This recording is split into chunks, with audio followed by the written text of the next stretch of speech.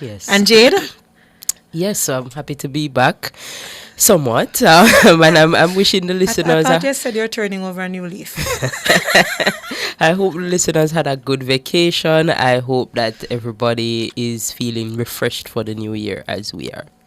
All right, so my name is Michael Jackson, Executive Director. And I'm Jade Williams, Policy and Advocacy Manager. Oh, you own the title. I love it. So, let me not bring my laughter to the radio, to the ears, because I don't think it's the best laughter. But Jade is now our Policy Research and Advocacy Manager. Yes. Yes? Good work being done. So, yeah, we have quite a bit to discuss. So, let's start with the obvious. We're moving towards a new legislative year that normally happens mid-February. And when you have the start of a new legislative year, before that, it means you have to close out what was on the agenda for the legislative year that is now coming to an end, that will see Parliament being prorogued. And there's some questions that we have to ask ourselves in terms of where we are with some critical piece of legislation. And I just want to pose a few questions to our parliamentarians that I think the country needs an update on the Domestic Violence Act. If you recall, there were some amendments that were made in 2023, in the December thereabout, that saw, for example, the fines for protection order being increased from $10,000 to $1 million. Yes. And there are some other changes that were made. But JFG and others had cautioned that you need comprehensive review of the Domestic Violence Act. And for those who are not aware, the Domestic Violence Act does not even have a definition of domestic violence. Yeah.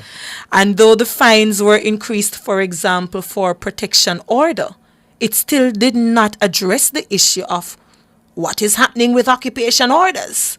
So we have been calling and urging the Parliament with the Joint Select Committee led by Minister Grange to get on with the work. The last time we wrote to the Parliament, we were told that no meetings were held or scheduled at this time. Mm-hmm. And that was in September, and we have not heard anything. And the reason for even mentioning that, if you listen to the Most Honorable Dr. Andrew Holness, when he was in St. Mary, providing a much-needed house for a citizen, he was really encouraging the citizens to play an active role. But to Dr. Holness, it also means that the Parliament, with the majority from your political party, also needs to ensure that the legislation is there. And there are some other pieces that we need to quickly touch on, Jade. We saw in an article from the Jamaica Gleaner today on this very issue about the Integrity Commission, the Joint Select Committee reviewing that piece of legislation. They have not met in about 5 months. Right. That's not to say that the Integrity Commission has not been in a news cycle, because we've seen a lot of commentary there, and we have cautioned that any proposal should see the Integrity Commission Act being strengthened, not weakened. And we urge the Joint Select Committee to put forward a report so you know what exactly is being proposed. And without commenting on the legal merit of the judicial review that has been brought forward by the Prime Minister, one has to really be considering what implications that may have for the Prime Minister's own political party that has the majority in the House, in terms of what would be put forward from that Joint Select Committee, and whether or not that process that the Prime Minister has absolute right to undertake. It may not look good, but he has the right, like any citizen, given some of what is being asked, in terms of striking down provisions in the Integrity Commission Act, I believe itself, yes, and some provisions in the Corruption Prevention Act. That, I think, may not look as palatable for the public, but the Prime Minister has a right, wherein if his reputation he believes is being harmed, to seek some judicial review. But the point is whether or not that will affect what we expect from the Joint Select Committee. And tied to that is the Protected Disclosure Act. That is the whistleblowing law that will ensure that, again, we support people informing, as long as it's safe to do so. We don't have this informer for dead culture. We need to get rid of it. So the Protected Disclosure Act will ensure that it is safer to do so. And we encourage people that if you see wrongdoing, then you put forward. So that legislation, again, that Joint Select Committee, we haven't heard anything. Similarly, the Unexplained Wealth Order. Well, we have heard something. We are being told that there may be constitutional concerns, and we had asked for the Minister of National Security, Dr. Horace Chang, who's also the Deputy Prime Minister, to actually put forward a draft, even if it's not a draft bill, a draft concept, so that it can be debated. So I think of immediate, that was the week that was for me, that I would urge our parliamentarians, Jade, and listeners to consider. Yeah? What is up for the new legislative year, and how are we closing out the current legislative year? For sure. Thank you for that, Mikkel. So I think we can go into our topic for today, including the right of the day and the trivia question for today. And today we're talking about what would an Enhanced Securities Measures Act look like. So we're going to give a little background a little bit later on, but before we do so, we wanted to give you your Did You Know for today, and that is coming from the Constabulary Force Act, and that's part 2A of the Constabulary Force Act, and that speaks to extraordinary powers, special powers that the JCF has when it is trying to control and detect crime. So this section allows for, whereas most actions that the JCF undertakes has to be undertaken by a warrant, this section allows for those exceptional circumstances. So the JCF can, under this section, establish a cordon, which involves setting up a boundary area that controls movement in and out. They can impose a curfew, which would allow for persons to stay inside their homes at specified hours. They can search without a warrant, and that would be search of vehicle, places, homes. And if they suspect someone is committing a crime or has committed a crime, person as well. And the power to seize items. So where they find items that they think might be valuable to the investigation, then they may seize those items. So that section of the Constabulary Force Act gives those additional powers to the JCF. Now for Did You Know, we'll be asking the trivia question. Trivia question. Yeah, so for a trivia question for today, it is asking which piece of legislation governs the state of public emergency in Jamaica and allows for the related regulations to be made. So which legislation controls the state of emergency and allows for the regulations that come with a state of emergency to be made. So you can respond to that by sending a message at 2397583 or responding in the chat on YouTube or on our Instagram at JA4Justice. Yeah.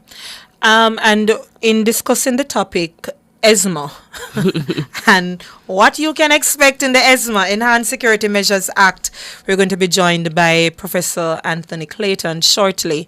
And I'm happy that, Jade, you had that particular Did You Know, and outline some of the already established powers under the Jamaica Constabulary Force Act, because I believe at times people are of the view that, the police can't do much. And I think there perhaps needs to, we can revisit whatever, improved or increased strengths there needs to be. But how do you balance that with human rights and civil liberties? You can't underestimate these things or say, crime rate high, so therefore lock up everybody, detained everybody, and so on. So we're going to be having that conversation. But before Professor Clayton joins, I've seen commentary about regarding the reduction in murder rates. And I think it's important, and I said it on this radio station, that we congratulate the efforts of the Jamaica Constabulary Force. We congratulate their efforts in not only reducing the homicide rate and the count when you compare to the last 2 years, But we also acknowledge their efforts with the clear up rates. There are some differences in definition at times, but the fact that you've seen improvement there, it means that the possibility of a matter going before the courts and the evidence standing up strong. And then what we saw, for example, with the Klansman gang trial, I believe it was, where you have people being convicted, that is what you want going forward. So we have to extend our congratulations to the Jamaica Constabulary Force. And when we criticize the government, we have to also congratulate their own efforts in giving the police the resources, not the SOE now, but the resources to get their work done. And I think we can say that there's greater effort to be done from the government and the ministry in this respect. Because when I heard, for example, from the Minister of National Security that, listen, some aspects of Jamaica I not working, I was a little bit concerned. So it means that greater work needs to be done going forward. All right. So I'm not sure if you have any views on that before we go to the break and we bring in Prof. Clayton. No, we can go to the break. All right.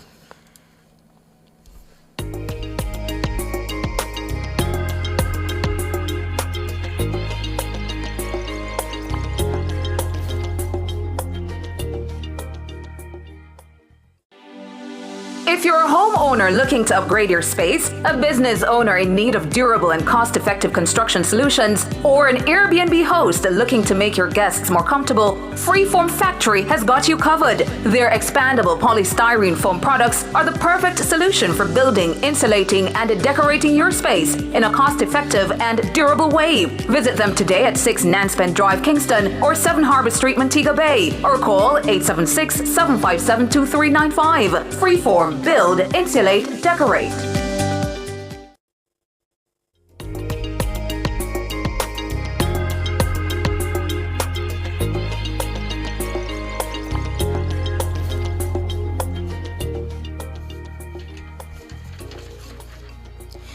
Welcome back to Let's Talk Justice. Today we're hoping to we are going to be discussing ESMA and what that might mean for us, what those provisions might look like. And to have that discussion, we are joined by Professor Anthony Clayton, who is a professor of Caribbean Sustainable Development. Thank you for joining us, Professor Clayton. Thank you. Good afternoon, Mikhail. Good afternoon, Jade. Good afternoon. Good afternoon and Happy New Year to you. Thank you. Best wishes. And the same to both of you. I hope you Thank have you. a blessed New Year. Thank you so much. Now, before we get started, just to have the topic contextualized for the listeners, for example, in November 22, 2022, when the government was seeking to declare a state of public emergency, Dr. Holness at the time indicated that he would want to see the enhanced security measures passed before the end of the next parliamentary year, and this was in 2022. And at the time, Dr. Holness had indicated that the ESMA is actually being drafted and a cabinet submission, again, is expected. In terms of what Dr. Holness indicated would be in a proposed ESMA, in that same conversation in Parliament, he indicated a raft of issues. This was where the Prime Minister had indicated that, one, the country can expect significant increases to have what is now commonly called the mandatory minimum sentences for murder. In that same conversation, Dr. Holness mentioned that it is also important that the Fingerprint Act would also be amended to deal with some of the shortcomings. He also mentioned DNA. In that same conversation, Dr. Holness had mentioned the Bail Act, and the public is aware that since then the Bail Act was actually overhauled and replaced by a new Bail Act in 2023. In terms of what is expected in the ESMA, Dr. Holness had indicated, and I quote him here, this bill will include provisions for detention, for the establishment of a criminal watch list, and the use of control orders. That was what Dr. Holness had promised the country in November 22, 2022, and we've seen some other conversations since then. So, Prof, Having heard that little snippet, what is your immediate in terms of what to expect from an ESMA? Are you looking forward to it, so to speak? Well, we don't really have enough details. I can comment on the points that you've raised so far, but let me just add that this has actually been under discussion since, I believe, March of 2019. Yes. So it's now something like, 5 years now that this has been being discussed. And it does surprise me that it's taken this long and we still don't know the details, because this potentially is a very significant legislative package, and will have a lot of implications for the fight against crime. And one or two aspects of it will also touch on potentially touch on some civil rights issues. So I believe it's important that there should be greater public awareness of what is being proposed, and the opportunity for a broader discussion before these measures are homologated into law. Having said that, there's a number of points here which people have been asking for a very long time, and which are long overdue. We needed reform to the Bail Act for years, and in particular, we needed clarity about the grounds for denying bail. Yes. In the UK, there were, I think there was something like 6 grounds for denying bail at a time when there was no such equivalent provision in Jamaica. So I think that there was a gap there that has been now at least partially addressed. The use of fingerprints and DNA measures, again, is long overdue. If we could routinely collect DNA from crime scenes, it would be a lot easier to link together crimes, in particular where you have, for example, a serial killer. Yes. And if you can get the DNA traces which are routinely left at crime scenes, it's possible to link crimes together and identify a perpetrator. And this is something which law enforcement have been wanting for a long time. The Prime Minister also said, I think back in April of 22, that there's going to be a particular focus on young men, late teens, early 20s. This is eminently sensible, because that particular demographic is by far the most likely to be both the perpetrators and the victims of violent crime. So that's not controversial either. The one or two elements there where there might be some controversy, one of them is the rolling over of some elements from Plan Secure Jamaica, specifically the use of the emergency powers. And the second is how they intend to actually use the watch list, the crime control watch list. Yes. In essence, this is just a record of people who are considered to be high risk, either because they've got criminal records or because they've got known or strongly suspected links to organized crime or some form of criminal activity, including cybercrime. Now, in some countries, this includes what are called politically exposed persons. Then this is somebody who, through their position, is more susceptible to being involved in bribery or corruption. But this, however, might actually bring several high-profile politicians into the net. So it's going to be very interesting to see whether the watch list system proposed for Jamaica is going to include politically exposed persons as well, which it does do in other jurisdictions. Because, Prof, one of the things, and you've said quite a bit, and just for the listeners to keep up, I want us to break down some of it. Because the Fingerprint Act and the DNA Evidence Act that I've heard being mentioned before, you spoke of it being amended in a particular framework, that the routine collection of fingerprints at crime scenes. My concern is if we roll over aspects of the SOE, where innocent people in some instances are people who you do not have enough evidence to charge them. So you collect them, and I use the word collect loosely here. You collect these individuals, put them, as Jamaicans would say, Prof. You throw them in the back of a truck. You detain them for an extended period of time, collect their fingerprint, you don't have enough to charge them, and then you retain it. So there is almost a concern that these extraordinary powers could see people being detained arbitrarily so, just to collect their fingerprint. And the question is, in a high crime rate environment, is that a balance or a reasonable expectation? And that's one question. I have another regarding the watch list, but let me ask you to answer that. All right. Well, the real interest is, in fact, not fingerprints, it's in DNA. Yes. Because as we go about the place, we shed skin cells, strands of hair, and so forth. We shed all the time. And if you can pick up enough trace of any of the sweat or the skin cell or something like that somebody's left at a crime scene, then you can get, with a very, very high probability, a match to a particular individual. So if you routinely collect, and this would be probably something like a saliva swab. Yes.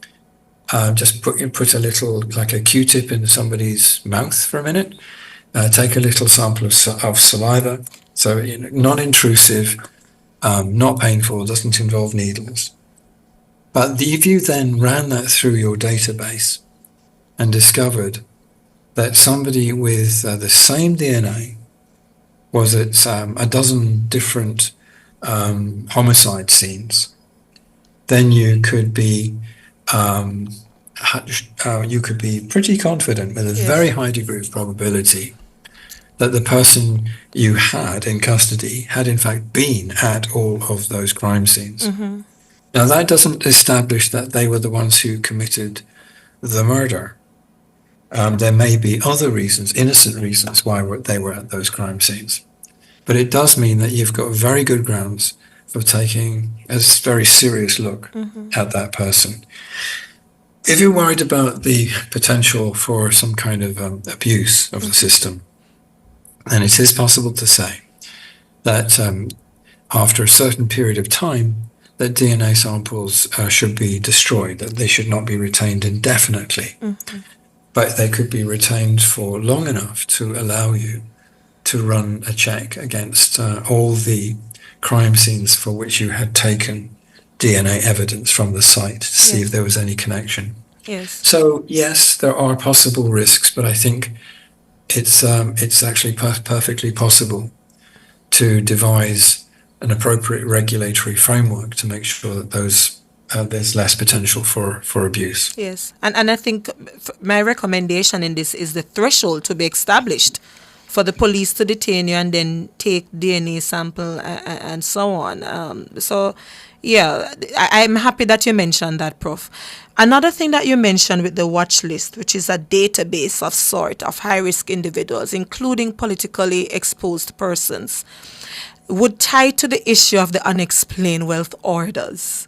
And I'm not sure if you've been following the updates in that respect, but I'm not sure if you could draw some connection for the listeners regarding unexplained wealth orders and how that could connect with the conversation about the politically exposed persons. Well, this is a deeply troubling issue. When politicians talk about the crime in Jamaica, quite often they really want to confine the conversation to street crime, to violence in particular. But there is another form of crime which actually does even more economic damage to Jamaica, and that's the problems we have with corruption.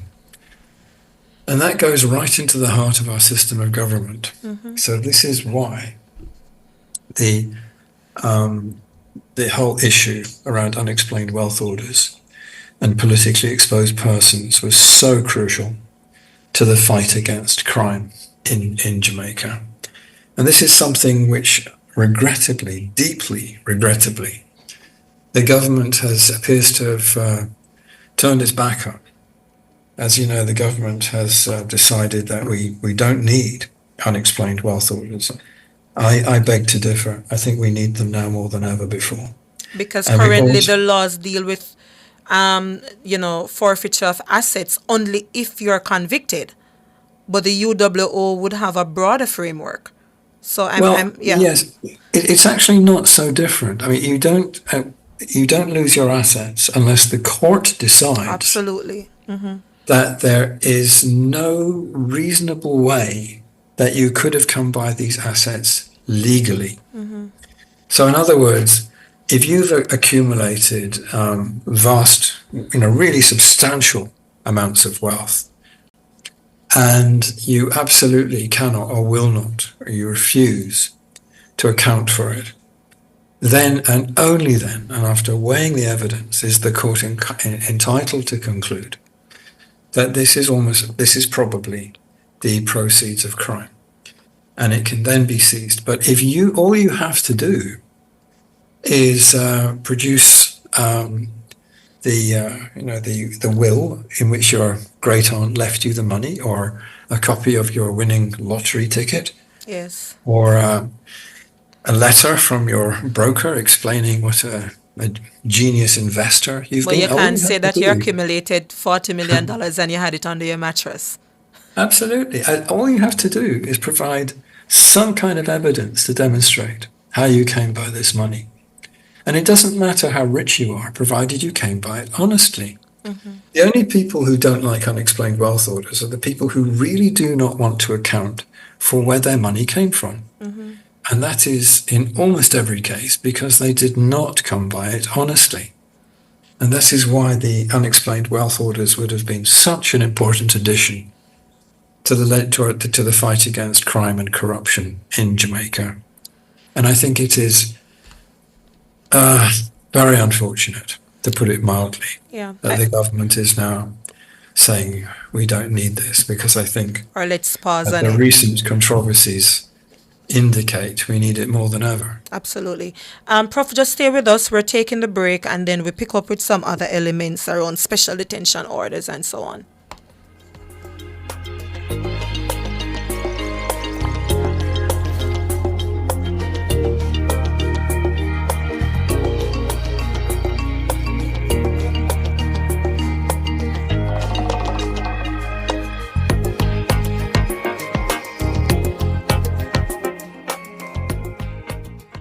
It's Monday, get over your blues. Or Tuesday, Wednesday, Thursday, Friday. The E-Zone is here for you. With this thing, Honey Bee. And Karim Boyatings From 3 to 5 p.m. on Nationwide 90 FM. We've got your entertainment news. Then we want to hear your views. What you said. Jump in the mix. Or the hot seat. Don't miss our brain Or busters. the crazy giveaways. Let's talk fashion. Send us your outfit of the day. Ooh, cutesy. Very demure. Are you looking for love? Come on one of our blind dates. Send your request to EZONE blinddates@gmail.com. That's EZoneblinddates@gmail.com. And stay tuned for your confessions. These are my confessions. Share them with us at EZoneConfessions@yahoo.com. I mean, is this planet Earth? Is it? I don't know. Let me check. Either way, it's got a buzz. And a bugger thing. Ow! Ow!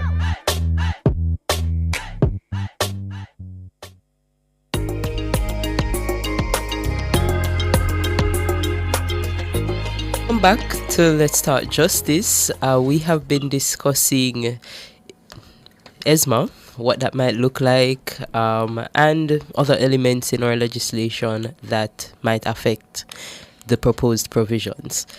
We are joined by Professor Anthony Clayton, and before the break, we were discussing the unfortunate decision not to prioritize unexplained wealth orders by the state. But I know Mikkel had some further questions on special detention as was proposed by Dr. Holness. And, listeners, before we move on to that, I know, Prof, we were having the conversation about the watch list and that database.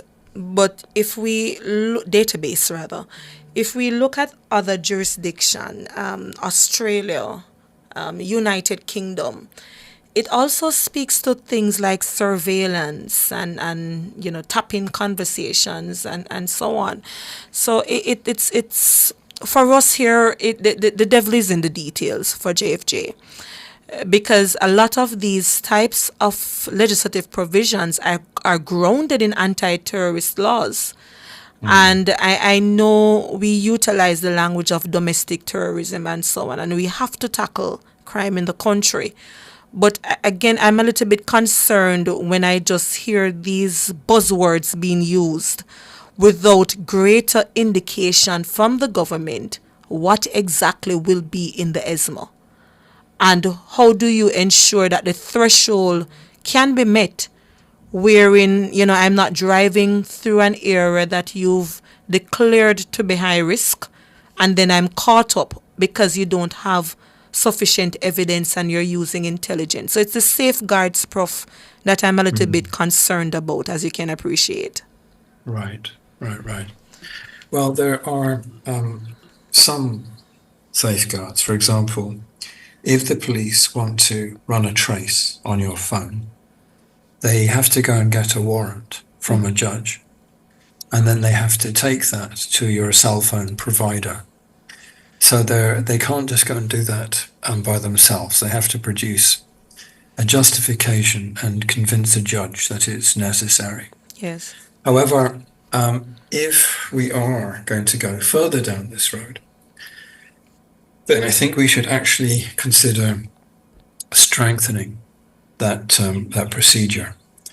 And there's a model that's used in France, where you have about 7, in the whole country you have about 7 or 9, something like that, specialist counter-terrorism judges. And the idea is that we have this model where, although there are obviously judges have their own specialist areas of expertise, we don't specialize to the same extent as they do in France, where you have judges who actually spend their time studying these criminal structures or terrorist structures and keeping abreast so that they are familiar with their personnel, their ideology, their politics, and their and recent changes in current affairs and so forth within these organizations, so that they are then able to make a much more informed decision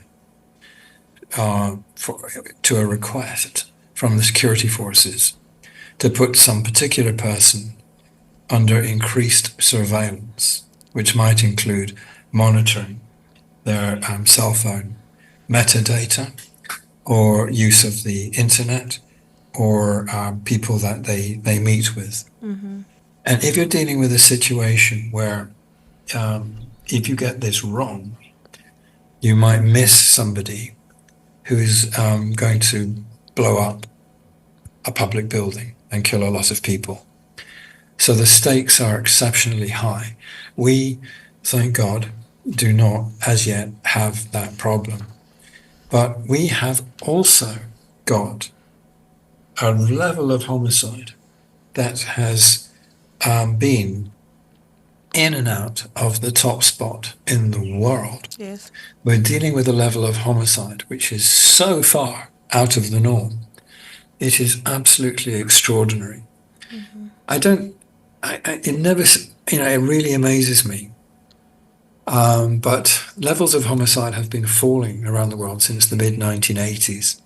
There's only about 20 countries of which that is not true. And we, unfortunately, are pretty much at the head of that list. Yes. Everybody got excited when our level of homicide fell by 19% from last year to this. Yes. But if you actually do the math, our level of homicide would have to go down by 19% for the next each year for the next 11 years before we got back to the world average level of homicide. So we are so far out of line that you could conclude, yes, there is a genuine case for looking at the trade-off between the kind of civil liberty that you would expect to enjoy in a society with a much lower level of violent crime and the measures that the government could ask people to put up with for a time-limited period. Yes. And this, I think, might answer your concern. The problem with enhanced security measures is that once they're in place, they tend not to go away. Yes, And that is the concern, Prof. When you Right. give politicians power, hardly you find someone who's willing to say, I've been equipped with such extraordinary powers at the executive branch that I'm willing to give it up. Well, this is the problem. There are not many examples of people voluntarily giving up powers that they have been granted.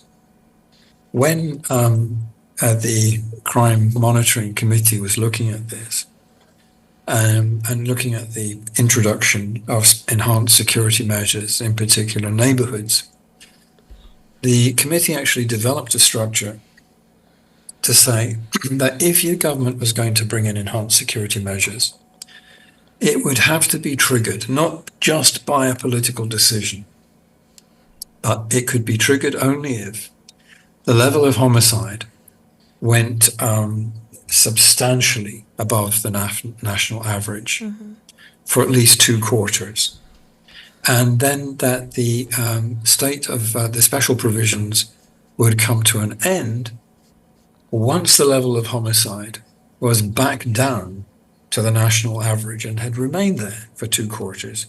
Now, that wasn't the exact mechanism, but it was something along those lines. In other words, it's actually tied to what's happening in the community. It's evidence-based, it's data-based. I'm happy you said that, Prof, because one of the proposals that we made with the mandatory minimum, and we could also look at this when we see the tabling of ESMA, is what you call a sunset clause. So we know that these are extraordinary measures. So it sets a time to say after 3-4 years, 5 years, these particular pieces of legislation will expire. It will come to an end. And it then forces Parliament to review. It's not like other pieces of legislation like the Access to Information Act that has not seen a review for decades, or other legislation they put a timeline in and Parliament just ignore the period stipulated. Because it stands the risk of expiring now, it forces them to actually review with the evidence that you articulated. And I think that would be a recommendation from JFJ, that you include a sunset clause in the ESMA when it's tabled. I think that's actually a very sensible, and that should actually be used. That approach should be used more generally for government legislation. That if government introduces legislation to address a specific problem, we usually forget that the whole idea is to solve the problem, i.e., that you should get to a time when the problem has gone away. And at that point, the legislation should actually also go away. Now, the mechanism then usually is we say, well, okay, once you've achieved a certain, whatever it is you're trying to achieve, level of representation or level of homicide or whatever, and it's been that way for, say, a certain period of time to make quite sure it's stable, at that point, the legislation will expire. Yes. It might be easier just to say, okay, every 2 years or something like that, there'll be an automatic review. And the presumption is for expiry unless it is specifically renewed. So that sort of mechanism would actually make sure that the legislation that remained in place as long as it was necessary. Yeah. As you probably know, we have some very inactive parliamentarians who put in some of the shortest hours inside Parliament of most legislatures. So I don't think this would be asking too much of them to actually turn up and do an automatic review. Yes, not 37 sittings and you turn up for 3. Well, that is really an abuse. And people should really question why we had to now pay these people double what we did until fairly recently when their productivity has not gone up. Yes. So I think it's not unreasonable to ask parliamentarians to actually turn up occasionally and participate in these reviews and to retire legislation that was no longer justified. And like Yeah. I said, the whole object of the exercise in many such cases is to solve a problem. It's not to put in something in place that is has to then remain on the statute books forever. Yes. Once the problem is solved, we can then stand down the legislative provisions. They can be reactivated if the problem recurs. But once there's no longer a justification for them, we can stand them down. And Another especially thing, when you're talking about something where we might agree as a society for a certain period of time to put up with a certain level of inconvenience, a certain level of encroachment on our normal civil rights, provided that this is justified by the circumstances and provided that we're no longer asked to pay that price once the problem's been solved. yes. Another thing I want us to touch on, Prof. Clayton, is the issue of special detention orders. And I want to paint a picture for the listeners and before I ask the question. So last year we saw the repeal of the Bail Act of 2000 and it was replaced with the Bail Act of 2023. It allows for both pre-charge bail and pre-charge detention. That is when there's not sufficient evidence to charge a person. You can be placed on bail conditions and be released within your community, your house, and so on, or you can be detained. And I looked back and the period was not actually closed for pre-charge detention. I have to take the break, Prof, but I want to explain the pre-charge detention before I ask you the question. Just stay with us for a few more minutes, please. Sure.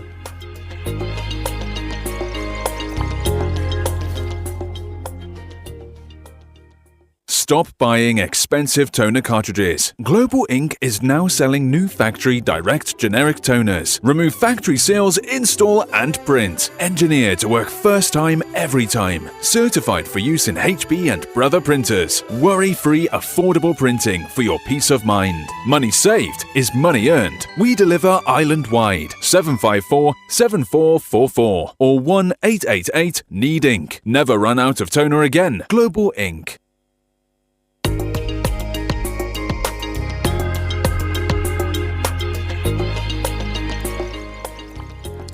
Welcome back to Let's Talk Justice. We're joined by Professor Anthony Clayton discussing what would a proposed Enhanced Security Measures Act look like. But before the break, I was about to ask a question, but was just giving a little bit of an explanatory note. The Bail Act and the provision around pre-charge bail and pre-charge detention. Now, while Prof had mentioned before the importance of judicial oversight in ensuring that you mitigate against any possible police abuse, I go back to what is provided for in the Bail Act. Now, the Bail Act, on the surface of it, would seemingly respond to the issue of judicial oversight. But because of the changes to the legislation, Prof, there are some offenses you knew before the court had to review your matter for bail. And Jade can correct me if I'm saying anything wrong at this point. So murder, is a serious offense. But what is interesting with the Bail Act is that certain offenses, provisions under the anti-gang legislation, lot of scamming and so on, has now increased the powers of the police to issue bail, or the bail conditions for a particular period of time. And I go back to the point, Professor, that the details would be what is important for ESMA to work in the way that you're outlining, because I'm a little bit concerned that you're going to be, the legislators are going to be saying that, listen, for murders and those serious offenses, it remain with the court. However, you know that with the increase in crime rate, there are also amendments being made to other pieces of legislation, firearm and so on. And those pieces of legislation, some provisions thereof, could see your civil liberties being denied by police. And that is what I have a concern with. Who actually execute these special detention orders and these control orders? that would say, for example, I suspect you of a crime, stay at home. Don't go to this workplace. Only talk to these set of people. That's the control orders. And the special detention orders would be the equivalent to a pre-charge detention. I'm not sure if you have any advice about what safeguards could be put in place to mitigate any abuse in this situation. Right. Well, let's go quickly into a little bit of the background for this. One of the big problems that we have had for a long time in Jamaica is the killing and intimidation of witnesses. There are the police don't usually have much trouble getting information from the public, but they find it very difficult to get people to agree to come and actually give evidence in court, because the bad guys are often able to get them intimidated or in some cases murdered. So it's long been necessary to have some kind of mechanism, although it's very controversial, but for arresting somebody and holding them under pre-charge. Now, this means that there's not as yet sufficient evidence. The police have not managed to collect enough evidence to charge this person formally. Let me just come on to the rest of your question very quickly, because there's actually three conditions, as you rightly mentioned. Pre-charge, post-charge, and in fact post-conviction. But the pre-charge one is probably the most controversial, because this means you're being held as if you had been arrested, but with not being yet formally charged. But then we don't really want people having to be held for a long time as if they had been charged without any charge at all. So the question then is, should they then be released on pre-charge bail? In other words, they have been released from jail with certain conditions, usually restrictions on their movements and so forth, and restrictions on what they're allowed to do, with the idea being that this then allows the police to continue their investigation. We however, have to, I think, probably have some kind of time limit on this. And the other concern... For example, in United Kingdom, Prof, which is what we had recommended to the Bail Act, was that the UK, which was the only jurisdiction we could readily find with what is called a pre-charge bail, they actually had it for up to 28 days. That's right. And there's no question there of somebody being held for 3 months, 6 months, a year, or whatever, while the police look for evidence. It's time limited.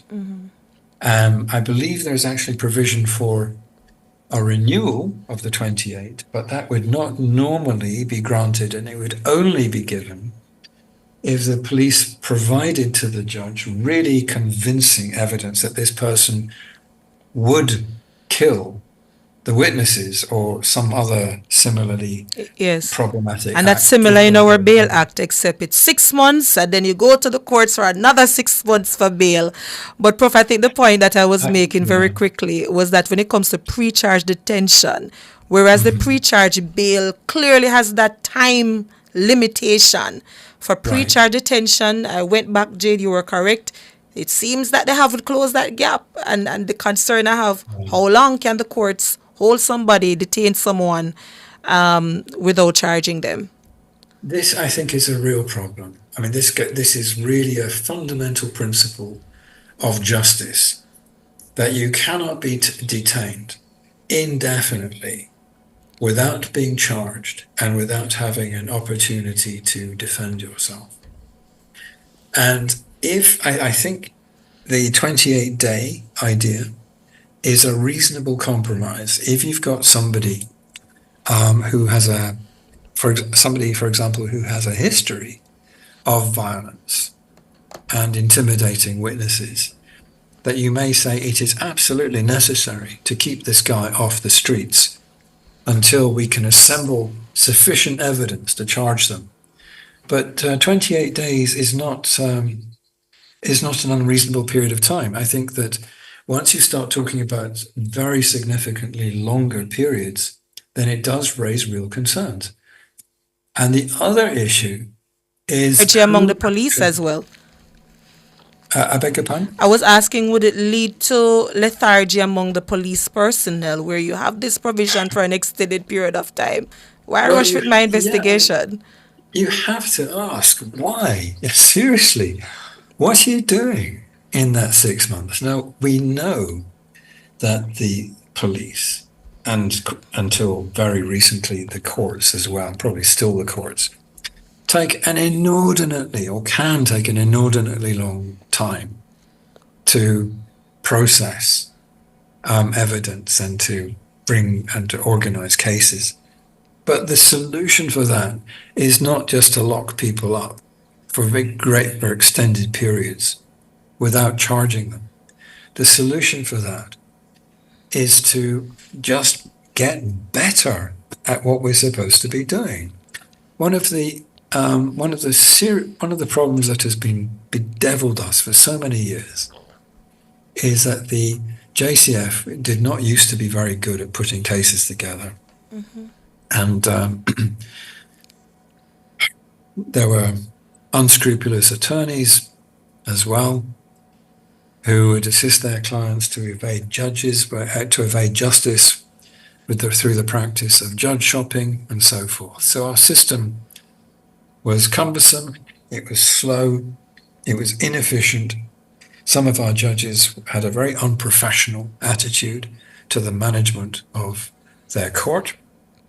And one of the problems here is that it was effectively impossible, or it used to be effectively impossible, to dismiss a judge for incompetence. In other jurisdictions, judges are frequently dismissed for being unable to manage their courts properly. And this is not seen as political interference. It's simply because they cannot maintain the level of productivity that is required to run an efficient justice system. So these are the actual problems that we need to fix. We can't solve those problems just by putting somebody in a jail for 6 months, 12 months, 18 months, 24 months without charging them. So no, we actually have to build a more efficient forensic system.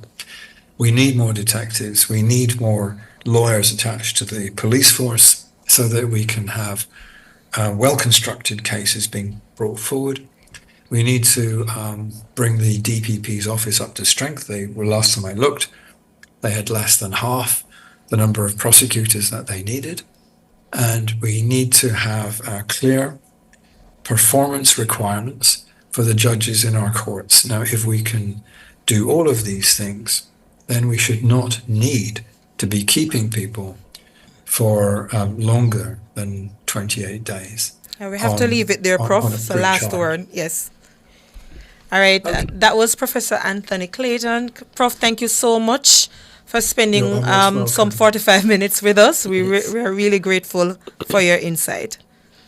You are most welcome, and I wish you both again a truly happy and blessed New Year. Thank you so much. So just to wrap up, what JFJ is calling for is for the government to table the Enhanced Security Measures Act and ensure that any increased powers, one, there must be a sunset clause, as we highlighted earlier, where there is an expiration date that forces review about whether the act is necessary. For continuation, rather, the right of appeal must be included where citizens can appeal any such special detention order and so on. And of course, ensuring that judicial oversight is properly outlined in any such legislation. So the government ought to move with haste so that we can stop the back and forth and we can rigorously Scrutinize these scrutinize. provisions. Yeah. So I wanted to just clarify two things. Saw some comments coming in our YouTube chat. The first I want to address is regarding repeat offenders and bail. Just to say that one of the reasons for denying bail in Jamaica is that the person has previously offended or has a criminal record. That is one of the considerations that the court can look at when deciding whether or not a person should receive bail or whether or not they should be placed on bail with certain conditions. Another thing I wanted to quickly address was regarding a question on the Data Protection Act and whether or not that would cover evidence that's collected at a crime scene. No, the Data Protection Act within itself would not speak to that. What could happen, though, is that in an investigation where DNA evidence or other sensitive personal information, as defined by the Data Protection Act and the National Identification Registration Act, that DNA could be compared to that data that is held in the database for needs. And if it is going to be compared in that way, it would be within the standards in the Data Protection Act. So that is the only way in which that legislation and that routine policing and collecting data would really interact in that way. So in other words, while they have a broad privacy right as outlined in data protection, some of the specifics now would be outlined in other pieces of legislation. Absolutely. And just to say, our winner for trivia today was news commentator. The question was which legislation speaks to states of emergency and the related regulations, and that is correctly said by her, the Emergency Powers Act. News commentator, winner of 2025. Yes, indeed. Yes. All right, so it was a good episode. I hope we learned from it. Most certainly. And while we, support the government, the parliament in any legislative making, we have to ensure that we balance. Striking the right balance is important. Addressing crime and security concerns, but of course ensuring that human rights are protected. So that is it for today. So see you next week. Absolutely. All right, name is Mikkel Jackson. And I'm Jade Williams. Have a good week. Jamaicans, by justice, the people's champion. Justice for all. Justice under the law. Justice, Jamaica demand. Right to life, right to liberty. Out of many we are one in a Jamaica. Make it a better place for the boys and girls. Created equal by the creator. For equal rights and opportunities. No to unlawful detention and police brutalization. Class, gender, race or religion. We not tolerate discrimination. To join the fight against injustice, contact us at 755-4524 or JamaicансForJustice.org. The people's champion. It's Monday. Get over your blues. Or Tuesday, Wednesday, Thursday, Friday. The E-Zone is here for you. With the Stinger Honeybee And Karim Boyatings from 3 to 5 p.m. on Nationwide.